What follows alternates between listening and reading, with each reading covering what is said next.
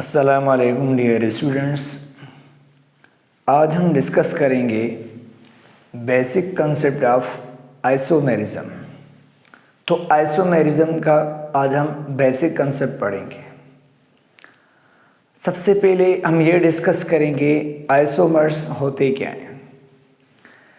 ऐसे कंपाउंड जिनका molecular formula same हो, प्रॉपर्टीज़ चेंज हो, चाहे फिज़िकल चाहे केमिकल। ऐसे कंपाउंड्स जिनका मॉलिक्यूलर फार्मूला सेम हो, उनकी प्रॉपर्टीज़ डिफरेंट हो, फिज़िकल या केमिकल, ऐसे कंपाउंड्स को हम आइसोमर्स कहते हैं।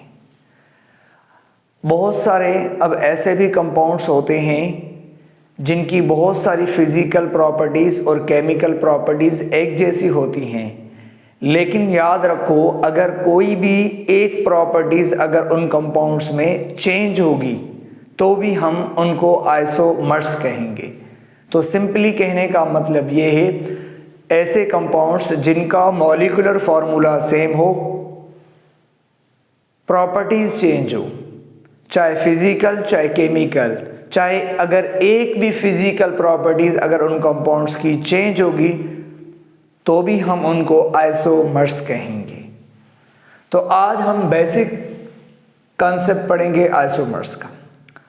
अब आइसोमर्स को यहाँ मैंने डिफाइन किया है, ऐसे compounds have same molecular formula and different properties, may be physical may be chemical, may be both, और एक फिजिकल प्रॉपर्टीज भी डिफरेंट हो सकती है। अगर एक भी प्रॉपर्टीज अगर डिफरेंट होगी फिजिकल तो भी हम उनको आइसोमर्स कहेंगे। ये ज़हन में रख लें आप। अब आइसोमर्स को दो हिस्सों में तकसीम किया गया है। एक होते हैं स्ट्रक्चरल आइसोमर्स जिनको हम कॉन्स्टिट्यूशनल आइसोमर्स भी कहते हैं, और एक होते हैं स्टीरियो आइसोमर्स। अब स्टीरियो आइसोमर्स और स्ट्रक्चरल आइसोमर्स में क्या फ़र्क है, ये बहुत ही इंपॉर्टेंट है। अब स्टीरियो आइसोमर्स आप कहाँ इस्तेमाल करेंगे और स्ट्रक्चरल आइसोमर्स, कॉन्स्टिट्यूशनल आइसोमर्स कहाँ इस्तेमाल करेंगे, कैसे पता चलेगा कि ये स्टीरियो आइसोमर है या स्ट्रक्चरल आइसोमर है, तो मैं आपको यहाँ पर सिंपली डिफाइन करके बताऊंगा कि किस तरीके से पहचानेंगे कि ये कंपाउंड्स स्ट्रक्चरली आइसोमर्स हैं या स्टीरियो आइसोमर्स। तो यहाँ पर मैंने लिखा है ऐसे आइसोमर्स जिनका मॉलिक्यूलर फार्मूला सेम हो, स्ट्रक्चर चेंज हो। अब जब स्ट्रक्चर चेंज होगा तो उनका IUPAC नेम भी चेंज होगा। तो ऐसे कंपाउंड्स जिनका मॉलिक्यूलर फार्मूला सेम हो, स्ट्रक्चर डिफरेंट हो या स्ट्रक्चरल फार्मूला डिफरेंट हो या IUPAC नेम चेंज हो, तो ऐसे कंपाउंड्स को, ऐसे आइसोमर्स को हम कॉन्स्टिट्यूशनल या स्ट्रक्चरल आइसोमर्स कहेंगे। Those isomers which are differ in structure और IUPAC name, they are called structural isomers। तो मैंने यहाँ पर लिखा है ऐसे compounds which have different structure और या different IUPAC name या IUPAC name जिसका different हो, उनको हम क्या कहते हैं, structural और constitutional isomers। ये हम डिस्कस कर चुके हैं structural isomers को पहले भी। तो अब यहाँ पर देखें, अब स्ट्रक्चरल आइसोमर्स की 5 टाइप्स होती हैं। यहाँ पर लिखा हुआ है चेन आइसोमर्स होते हैं, पोजिशनल आइसोमर्स होते हैं, फंक्शनल ग्रुप आइसोमर्स होते हैं, मेटामर्स होते हैं और टाटोमर्स होते हैं। ये क्या है, ये 5 के 5 स्ट्रक्चरल और कॉन्स्टिट्यूशनल आइसोमर्स की टाइप्स हैं। तो लो लेवल पे हम इन पे ज़्यादा डिस्कस करते हैं। जैसा कि आपने chain isomers, positional, functional group, metamers और टाटोमर्स ये हम डिस्कस कर चुके हैं पिछले लेक्चर में। तो अगर आपको इनको डीप में डिस्कस करना है तो आप पिछले मेरे लेक्चर में चले जाएं, वहाँ पर पार्ट 1 में आपको ये मिलेगा इनके कारण। आज हम डिस्कस करेंगे स्टीरियो आइसोमर्स अब क्या होते हैं। अब स्टीरियो आइसोमर्स किसे कहते हैं, कुछ ऐसे भी कंपाउंड्स होते हैं जिनका मॉलिक्यूलर फार्मूला सेम होता है, स्ट्रक्चरल फार्मूला भी सेम होता है, लेकिन उनके अंदर 3 dimensional arrangement of atoms change होती है। उन कंपाउंड्स के अंदर 3D अरेंजमेंट चेंज होती है, मतलब एटम्स की अरेंजमेंट चेंज होती है, वो भी स्पेस के अंदर 3 डायमेंशनली एटम्स डिफरेंट तरीके से अरेंज होते हैं। तो ऐसे कंपाउंड्स जिनका मॉलिक्यूलर फार्मूला सेम हो, स्ट्रक्चरल फार्मूला भी सेम हो, लेकिन वो उनके अंदर arrangement of atoms in space different हो, मतलब उनकी 3 dimensional arrangement of atoms change हो, तो ऐसे कंपाउंड्स को हम स्टीरियो आइसोमर्स कहेंगे। तो वो स्टीरियो आइसोमर्स कहलाते हैं। तो यहां पर और याद रखो कि जिन कंपाउंड्स का स्ट्रक्चरल फार्मूला सेम होता है तो उनका IUPAC नेम भी सेम होता है। तो हम इनको ऐसे भी कह सकते हैं कि ऐसे कंपाउंड्स जिनका मॉलिक्यूलर फार्मूला सेम हो, स्ट्रक्चरल फार्मूला भी सेम हो, या IUPAC नेम सेम हो, IUPAC नेम सेम हो, लेकिन उनके अंदर एटम्स की 3 डायमेंशनल अरेंजमेंट चेंज हो, डायरेक्शन चेंज हो, ओरिएंटेशन ऑफ एटम्स चेंज हो, तो ऐसे कंपाउंड्स को हम क्या स्टीरियो आइसोमर्स कहेंगे, नॉट अ कॉन्स्टिट्यूशनल कंस्ट्रक्ट्स। तो यहां पर मैंने लिखा है, यहां पर those compounds which have same structural formula as well as IUPAC name, उनका IUPAC नेम भी सेम होगा, but they are different arrangement of atoms in space, और उनके अंदर एटम्स की अरेंजमेंट डिफरेंट होगी। तो ऐसे कंपाउंड्स को हम स्टीरियो आइसोमर्स कहते हैं। तो कभी भी अगर आपको 2 कंपाउंड्स दिए जाए और अगर आपसे पूछे कि ये स्टीरियो आइसोमर्स हैं या स्ट्रक्चरल आइसोमर्स है, तो आप उनका IUPAC नेम चेक करें। अगर उन दोनों कंपाउंड्स का IUPAC नेम सेम आ रहा है तो इट मींस वहां पर स्टीरियो आइसोमर्स इस्तेमाल करेंगे। अगर IUPAC नेम चेंज आ रहा है तो फिर आप उनको स्ट्रक्चरल और कॉन्स्टिट्यूशनल आइसोमर्स कहेंगे। सिंपली जब भी आपको 2 कंपाउंड दिए जाए, ताकि कैसे पता चले कि ये स्टीरियो आइसोमर्स है या स्ट्रक्चरल आइसोमर्स है, आप उनका IUPAC नेम चेक करें। अगर IUPAC नेम सेम है तो स्टीरियो आइसोमर्स है, अगर IUPAC नेम उनका अलग अलग आ रहा है तो इसका मतलब वो स्ट्रक्चर उनका चेंज है और वो स्ट्रक्चरल आइसोमर्स कहलाएंगे। सिंपली ये ट्रिक है। अब स्टीरियो आइसोमर्स को भी 2 हिस्सों में तकसीम किया गया है, एक होते हैं ज्योमेट्रिक आइसोमर्स और एक होते हैं ऑप्टिकल आइसोमर्स। अब ये ज्योमेट्रिक आइसोमर्स और ऑप्टिकल आइसोमर्स ये स्टीरियो आइसोमर्स की 2 टाइप्स हैं। ज्योमेट्रिक आइसोमर्स कहां कौन से कंपाउंड्स में होते हैं और ऑप्टिकल आइसोमर्स क्या होते हैं और कैसे फाइंड करते हैं, तो हम इन दोनों पे डिस्कस करेंगे। अब ज्योमेट्रिक आइसोमर्स का कॉन्सेप्ट कहां इस्तेमाल करते हैं, कैसे पता चलेगा कि ये ज्योमेट्रिक आइसोमर्स होंगे, तो सिंपली याद रखो ऐसे कंपाउंड्स जिन कंपाउंड्स के अंदर रेस्ट्रिक्टेड रोटेशन हो, कार्बन टू कार्बन या कोई और भी एटम्स हो सकते हैं, तो ऐसे कंपाउंड जिसके अंदर 2 एटम्स के अंदर या कार्बन टू कार्बन क्या हो, रेस्ट्रिक्टेड रोटेशन हो, मतलब ऐसे कंपाउंड जिनके अंदर कार्बन रोटेट ना हो सके, तो ऐसे कंपाउंड्स के ऊपर हम ज्योमेट्रिक आइसोमर्स सोचेंगे। लेकिन उनके लिए दूसरी कंडीशन ये है कि मैं आपको सिंपली बताऊं, ऐसे कंपाउंड जिन कंपाउंड के अंदर कार्बन टू कार्बन मतलब कार्बन 2 कार्बन रोटेट ना कर पाए और उन दोनों कार्बन पे 2 डिफरेंट ग्रुप्स या एटम होने चाहिए।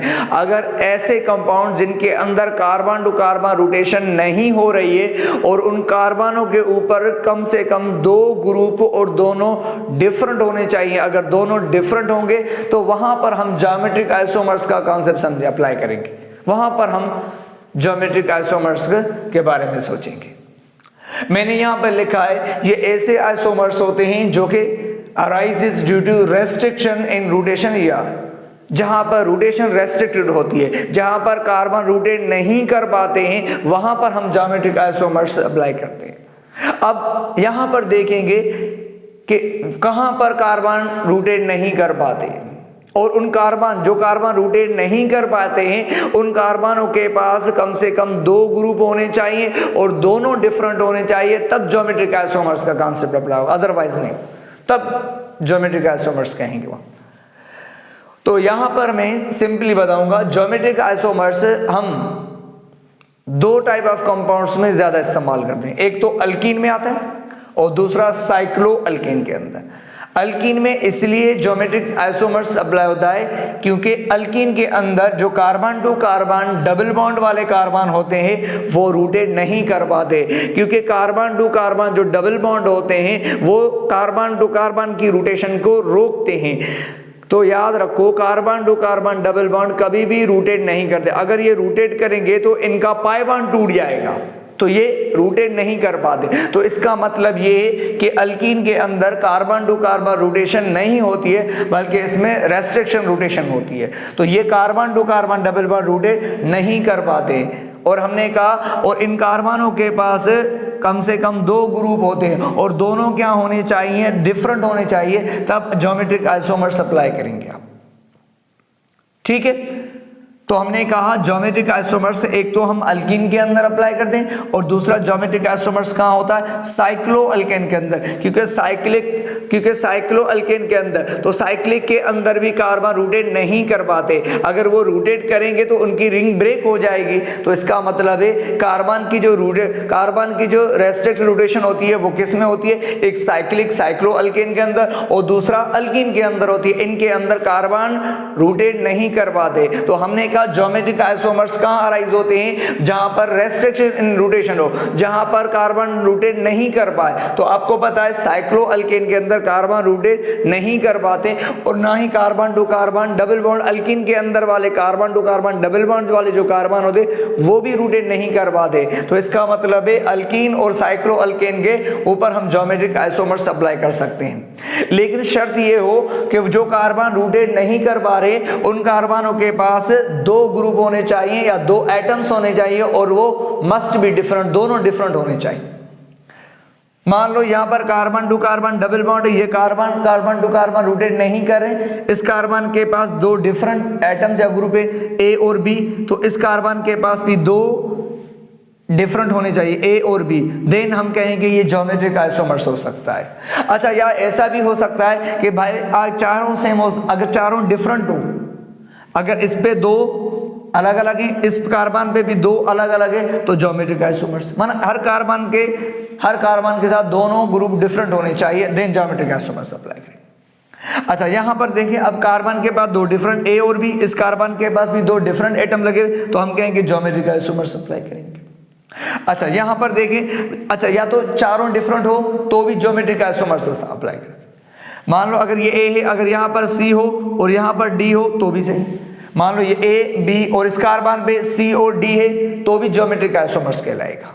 तो ज्योमेट्रिक आइसोमर्स के लिए क्या है कि कार्बन टू कार्बन ने रोटेट नहीं करते हैं, उन कार्बनों के पास दोनों ग्रुप डिफरेंट होने चाहिए। तो इसके पास भी दोनों अलग अलग है, इसके पास भी दोनों ए बी है, या चारों ही डिफरेंट हो तो भी ज्योमेट्रिक आइसोमर्स अप्लाई हो सकता है। ये याद रखो, अल्कीन के केस के अंदर ज्योमेट्रिक आइसोमर्स होता है। और यहां पर देखिए, ये है साइक्लो अल्केन। साइक्लो अल्केन के अंदर देखें आप, अब साइक्लो अल्केन के यहां पर भी क्या होता है कि ये कार्बन जो रिंग वाले थे ये रोटेट नहीं कर पाते, तो इसका मतलब है यहां पर भी रोटेशन में रेस्ट्रिक्शन है।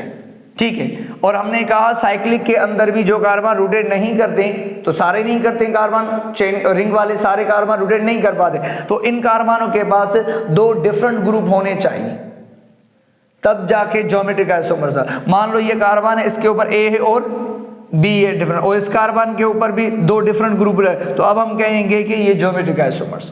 तो ये ज्योमेट्रिक आइसोमर्स, चाहे यहां पर 2 डिफरेंट ग्रुप हो तो भी ज्योमेट्रिक आइसोमर्स। रिंग के अंदर कहीं पर भी 2 कार्बन पे, कोई भी 2 कार्बन हो रिंग के अंदर, चाहे 1,2 हो, चाहे 1,3 हो, चाहे 1,4 हो, अगर उन दोनों कार्बनों के ऊपर अगर 2 डिफरेंट ग्रुप लगे होंगे तो हम वहां पर ज्योमेट्रिक आइसोमर्स कह सकते हैं। तो यहां पर भी ये ज्योमेट्रिक आइसोमर्स। अच्छा, अब यहां पर देखें कि ज्योमेट्रिक आइसोमर्स यहां पर कैसे कहेंगे। यहां पर देखें, अब ये अल्कीन है तो इस पे दोनों डिफरेंट है, इस पे भी दोनों डिफरेंट है, और यहां पर साइक्लो अल्केन के अंदर इस कार्बन के ऊपर 2 डिफरेंट ग्रुप लगे, एक ए और दूसरा बी, और इस बराबर वाले कार्बन के ऊपर भी एक ए और बी। यहां पर अगर यहां ना हो, यहां हो तो भी ज्योमेट्रिक आइसोमर्स हो सकते हैं। कोई भी 2 कार्बन और रिंग के अंदर उन पे 2 डिफरेंट ग्रुप होंगे, तो देन हम उससे क्या कहेंगे, ज्योमेट्रिक आइसोमर्स अप्लाई करेंगे। ठीक है, तो अभी जस्ट इंट्रोड्यूस कर रहे हैं, नेक्स्ट लेक्चर में हम आपको ज्योमेट्रिक आइसोमर्स समझाएंगे। कि ज्योमेट्रिक एग्जांपल्स के साथ हम समझाएंगे। ये बस थोड़ा सा बेसिक कंसेप्ट आप इसको पकड़। अच्छा, नेक्स्ट ऑप्टिकल आइसोमर्स क्या होते हैं? ऑप्टिकल आइसोमर्स किसे कहते हैं? ऐसे कंपाउंड्स जिनका मॉलिक्यूलर फार्मूला सेम हो, स्ट्रक्चर भी सेम हो, IUPAC नेम भी सेम हो और उनकी बहुत सारी प्रॉपर्टीज भी सेम होती है, लेकिन ऐसे कंपाउंड्स जिनका लाइट का बिहेवियर चेंज हो, तो ऐसे कंपाउंड्स जिनका लाइट का बिहेवियर चेंज है, तो ऐसे कंपाउंड्स जो टुवर्ड लाइट की तरफ उसका बिहेवियर अलग अलग है, बाकी सारी प्रॉपर्टीज एक जैसी हैं, तो ऐसे कंपाउंड्स को हम क्या कहते हैं? ऑप्टिकल आइसोमर्स कहते हैं। तो यहां पर मैंने लिखा है ऐसे कंपाउंड्स जिनका मॉलिक्यूलर फार्मूला भी सेम हो, स्ट्रक्चरल फार्मूला सेम हो, तो जाहिर सी बात है उनका IUPAC नेम भी सेम होगा, लेकिन वो डिफरेंट बिहेवियर टुवर्ड लाइट। कौन सी लाइट? Plane polarised light. तो उनका प्लेन पोलराइज्ड लाइट का बिहेवियर अलग अलग। कैसे? एग्जाम्पल देकर आपको समझाते हैं। आपको पता है टार्टरिक एसिड के ये फार्मूले हैं, टार्टरिक एसिड के, ये भी टार्टरिक एसिड है, ये भी टार्टरिक एसिड है, ये भी टार्टरिक एसिड है। तीनों टार्टरिक एसिड का मॉलिक्यूलर फार्मूला सेम है, तीनों का स्ट्रक्चरल भी सेम है, कनेक्शन भी सेम है, लेकिन इन तीनों कंपाउंड्स का प्लेन पोलराइज्ड लाइट की तरफ बिहेवियर अलग अलग है। कैसे? अगर हमने मान लो ये एसिड है, ये टार्टरिक एसिड है, जब हमने इस टार्टरिक एसिड का सॉल्यूशन बनाया और जब इसमें से हमने प्लेन पोलराइज्ड लाइट को पास करवाया, तो हमने तवज्जो करना, जब हमने इस टार्टरिक एसिड से जब हमने प्लेन पोलराइज्ड लाइट को जब पास करवाया, तो ये tartaric acid plane polarised light को कहाँ? क्लॉकवाइज रोटेट करवाता है। ये कहाँ रोटेट करवाता है? क्लॉकवाइज रोटेट करवाता है। तो इसको हम प्लस एसिड लिखे, प्लस टार्टरिक एसिड है, जो क्लॉकवाइज रोटेट करवाता है वो प्लस टार्टरिक एसिड कहलाता है। मान लो ये भी टार्टरिक एसिड का फार्मूला है, जब इस टार्टरिक एसिड से लाइट को जब पास किया गया, तो ये टार्टरिक एसिड लाइट को कहाँ? एंटी क्लॉकवाइज रोटेट करवाता है। दोनों का structure same, molecular formula same, IUPAC ने क्या चीज इसमें इन ये हैं तो आइसोमर्स, पर इन आइसोमर्स के अंदर क्या चीज डिफरेंट है? इन आइसोमर्स, इन कंपाउंड्स के मॉलिक्यूलर फार्मूला, फिजिकल प्रॉपर्टीज भी इनकी, लेकिन इनकी जो रोटेशन ऑफ लाइट है, जो प्लेन पोलराइज्ड लाइट को जो रोटेशन की डायरेक्शन है वो अलग अलग है। ये वाला जो कंपाउंड है टार्टरिक एसिड का, ये लाइट को क्लॉकवाइज रोटेट करवाता है और ये वाला एंटी क्लॉकवाइज रोटेट करवाता है। और ये तीसरा जो कंपाउंड है टार्टरिक एसिड का, जब इसमें से प्लेन पोलराइज्ड लाइट पास किया गई, जब इसमें से पास की गई, तो देखा कि लाइट बिल्कुल स्ट्रेट में गई, मतलब लाइट ना क्लॉकवाइज रोटेट हुई ना एंटी क्लॉकवाइज रोटेट हुई।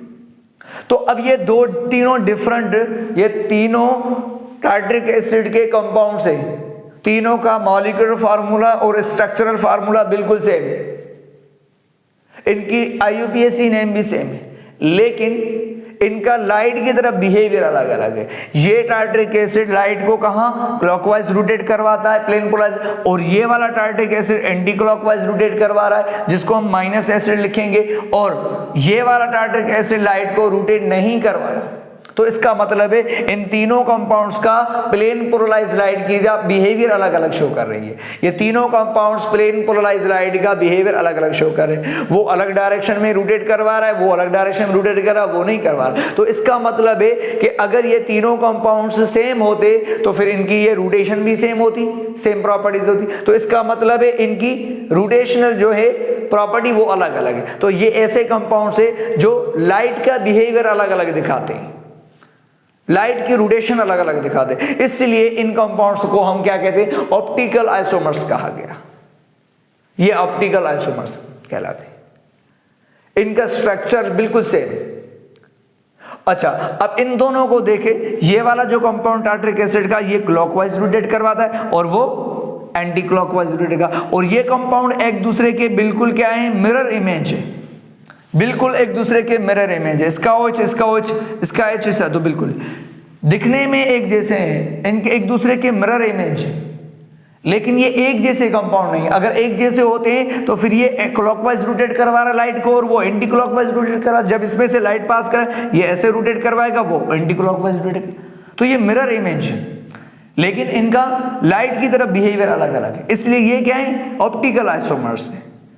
तो ऐसे कंपाउंड्स जिनका लाइट बिहेवियर अपोजिट हो और वो एक दूसरे के मिरर इमेज हो, तो ऐसे कंपाउंड्स को हैं तो सही, ये ऑप्टिकल आइसोमर्स तो हैं, लेकिन इन ऑप्टिकल आइसोमर्स को हम क्या नाम देते हैं, एनेंटियोमर्स कहते हैं। क्या कहते हैं इनको, एनेंटियोमर्स कहते हैं। वो हम आगे चल के लेक्चर में पढ़ेंगे, ऑप्टिकल आइसोमर्स के हम अलग तरीके से पढ़ेंगे, उनका अलग लेक्चर पढ़ेंगे बहुत अच्छे तरीके से, ठीक है। अब यहां पर मैंने लिखा है कि ऑप्टिकल आइसोमर्स की वजह क्या होती है। ऑप्टिकल आइसोमर्स की वजह होती है टू कायरल और एसिमेट्रिक कार्बन की वजह से।